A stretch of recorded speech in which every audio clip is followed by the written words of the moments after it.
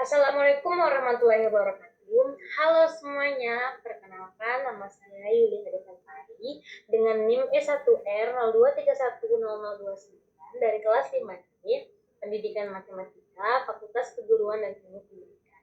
Nah, pada kesempatan kali ini saya akan mempresentasikan proyek saya dengan judul Dekantari Bakery, yaitu aplikasi penjualan roti berbasis website yang menggunakan PHP dan juga JSON sebagai media penyimpanan data. Nah, aplikasi ini memiliki fitur pengelolaan produk, transaksi pembelian,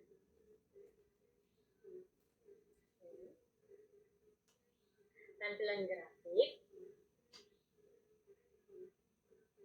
serta pembuatan laporan penjualan dalam bentuk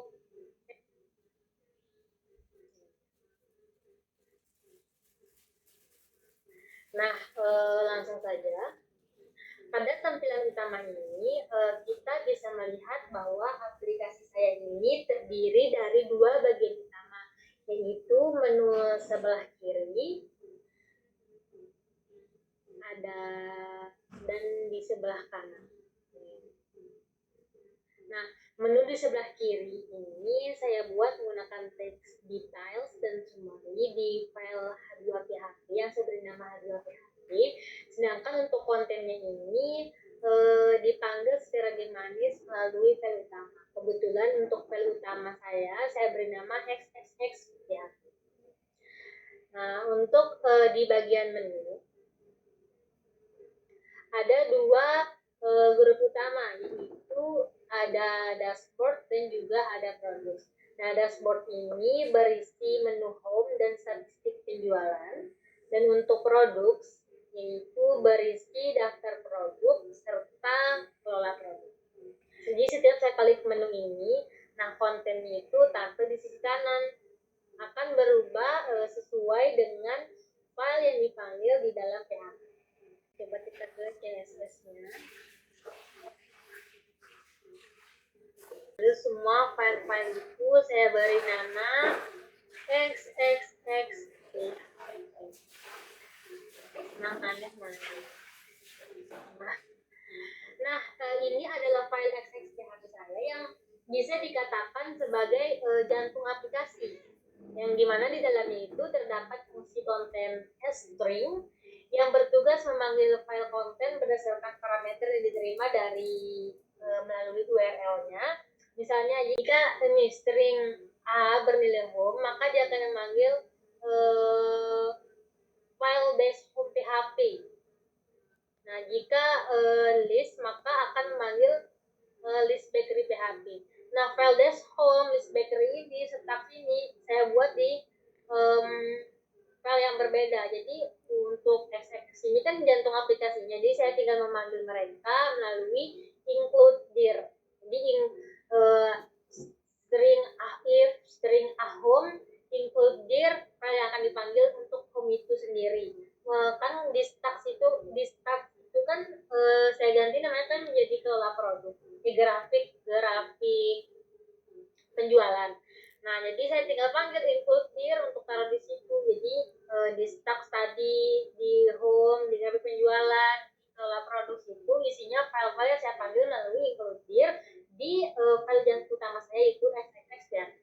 Jadi dengan cara ini aplikasi ini itu terlihat seperti website dinamis yang memiliki banyak halaman, padahal sebenarnya hanya satu file utama saja, karena saya tinggal memanggil saja melalui ini menggunakan if string A di tempat taruh di dashboard itu apa, terus pakai include dir. Misalnya kalau pakai include one bisa, pakai require once bisa, pakai require saja bisa. Kita ke JSON. Jadi untuk file new bakery yang saya taruh di bagian new bakery ini kan saya taruh edit, jadi berarti di tempat tadi itu namanya, jadi tempatnya itu daftar produk. Jadi bakery ini buat tempat edit, hapus sama cari. Nah, kalau di new bakery tempat untuk menambah akan ke list bakery. Apa yang kita tambah, apa yang kita upload itu akan ke list bakery. Di bagian list di tempat daftar produk, di daftar produk itu saya filenya yang saya panggil itu kan Neo Bakery deh. Di Neo Bakery. Untuk di bagian kelola produk saya menggunakan Algison sebagai tempat penyimpanan data. Jadi semua produk disimpan di file bernama produk Gison yang ini. Di sini data seperti nama produk, harga, stok, jumlah terjual dan gambar produk. Kita ke produk Gison. Nama, harga, stok, terjual juga gambar. Itu isi dari Neo Bakery ini saya panggil menggunakan string file dir produk Gison. Saya panggil untuk Neo Bakery untuk file namanya. Di file Neo Bakery ini terdapat dua fungsi utama, yaitu berhubungan dengan JSON. Jadi ada JSON decode, file get content as file true, dan file input content string file. Jadi kalau yang atas ini, yang data, string data, JSON decode, file get content, string file ini untuk baca data produk, untuk membaca isi JSON-nya. Ini itu untuk menulis kembali data setelah diedit atau ditambah. Jadi saat saya menambah produk baru di sini, sistem akan langsung menyimpannya ke dalam file produk JSON. Kita langsung kasih contohnya saja. Di produk JSON ini apa nih? Sampai wajib bonus. Kita akan menambah produk lain ya, supaya lihat bahwa kalau kita kelola produk, ingat yang kelola produk ini namanya Neo Bakery. File yang di dispute itu namanya Neo Bakery. Saya akan menambah produknya roti tawar. Sebagai contoh ya guys ya. Untuk harganya stoknya seberisi 10.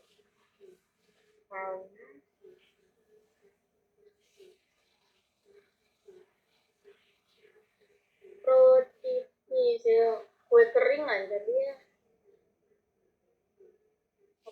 Kita dinamain di kue kering deh. Betul ya. Kue kering. Oke. Pilih file, pilih kue kering, terus langsung ke tambah produk. Kita lihat. Dan dilihat nomor 12, kue kering 18.000 dengan stoknya 10 tapi belum ada pembeliannya. Jadi 0 belum pembelian dan di sini dia tanda edit hapus. Jadi kita ke JSON, apakah dia bertambah di JSON? Di produk JSON-nya kue kering harga 18.000, stok 10, terjual 10 dan juga ada keterangan. Nah, bisa dilihat bahwa setelah saya menambah produk baru, data di produk JSON juga ikut berubah secara otomatis tanpa perlu menggunakan database seperti MySQL. Daftar produk itu saya beri nama filenya itu list bakery. Daftar produk ini di file yang dipanggil yang xxx php itu saya beri nama list bakery php. Jadi di halaman daftar produk ini saya menampilkan semua data dari file JSON dalam bentuk tabel. Nah, di bagian atas tabel ini saya tambahkan fitur pencarian produk dengan menggunakan fungsi array filter. Jadi fungsi array filter yang dimaksud itu fiturnya itu bekerja dengan cara mengambil data, mengambil kata kunci dari input pengguna, lalu memfilter nama produk yang menggunakan kata tersebut. Jadi misalnya kita ke CSS ini, kita lihat array filter itu saya taruh di array filter. Nih, string data array filter. Jadi untuk memfilter pencarian. Kalau dari donat coklat kan harus donat coklat. Karena di sini tuh bisa pakai satu kali seperti ini. Donat langsung kita cari. yang muncul itu hanya produk donat yang akan muncul karena tujuan itu donat. Tujuannya itu supaya lebih mudah mencari produk tertentu dari daftar barang yang sangat panjang. Karena kalau produk yang kita masuk itu banyak gitu, jadi kita nggak perlu scroll sampai bawah gitu, cukup dari di atas dengan kata kuncinya. Ini kita riset. Kita ke transaksi pembelian di home yang saya beri nama Das Home PHP. Nah, bagian utama ini dari aplikasi ini adalah fitur transaksi pembelian. Di halaman ini, setiap produk memiliki tombol beli sekarang. Nah, ketika tombol ini diklik, saya beri contohnya, maka kita akan diarahkan ke halaman checkout bakery. Bisa dilihat di sini, checkout bakery saya buat, di mana ini adalah fungsinya untuk mengisi jumlah pembelian dan mengonfirmasi transaksi. Nah, setelah kita konfirmasi jumlahnya saya membeli 3, dia akan diproses checkout bakery. Di file itu stok produk akan otomatis berkurang dan jumlah terjualnya akan otomatis bertambah. Tadi kan stoknya ada 18, terjualnya ada 15. Nah, saya beli 3 tadi, stoknya berkurang, terjualnya bertambah. Setiap kita melakukan transaksi baru akan dicetak ke dalam file transaksi JSON yang dimana menyimpan nama produk, jumlah beli, harga total, dan juga tanggal pembelian. Tadi kan kita sudah melakukan transaksi tulisan ini. Kita coba cek ya. Atau kita beli donat lagi, 3 pieces ya, sudah itu kita beli 5 pieces. Nah, di sini ke arah checkout bakery PHP. Sudah konfirmasi. Nah, terlihat donat coklat itu menjadi 9 pieces, stoknya berkurang, terjualnya bertambah. Kita ke transaksi JSON. Nah, di transaksi JSON sudah dilihat bahwa donat coklat kita membelinya 5 nih. Ada jumlahnya, total keseluruhannya, kan jumlahnya 5, harganya 15, 15, maka ditotalin langsung menjadi 5.000. Tanggal berapa, jam sekian, itu ada di transaksi JSON. Untuk produk JSON itu, yang berubahnya itu ada bagian stok dan terjual. Sementara di transaksi JSON, dia mencatat transaksi baru yang baru dilakukan. Jadi semua transaksi yang kita lakukan itu benar-benar terekam secara real time. Di produk JSON dia berubahnya stok sama terjualnya, sementara di transaksinya semua akan terekam transaksi yang kita lakukan di halaman home tadi. Setelah kita melakukan transaksi, maka data penjualan itu bisa langsung dilihat dalam bentuk grafik batang seperti ini.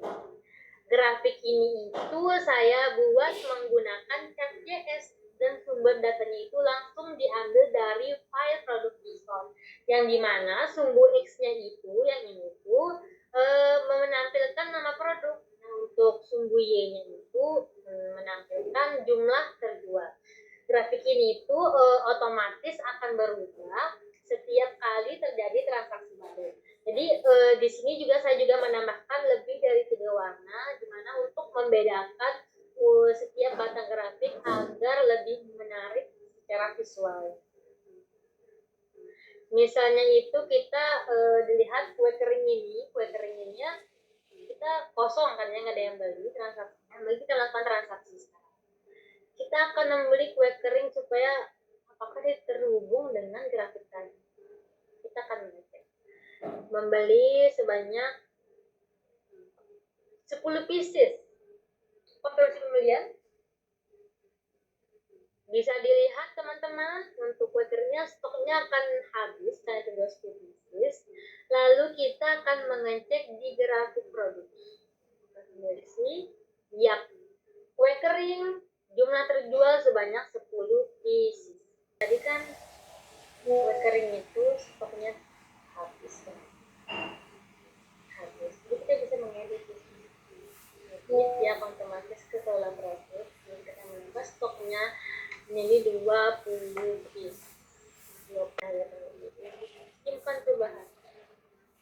Oke, maka dia akan otomatis teredit sebanyak 20 piece kembali stoknya dan di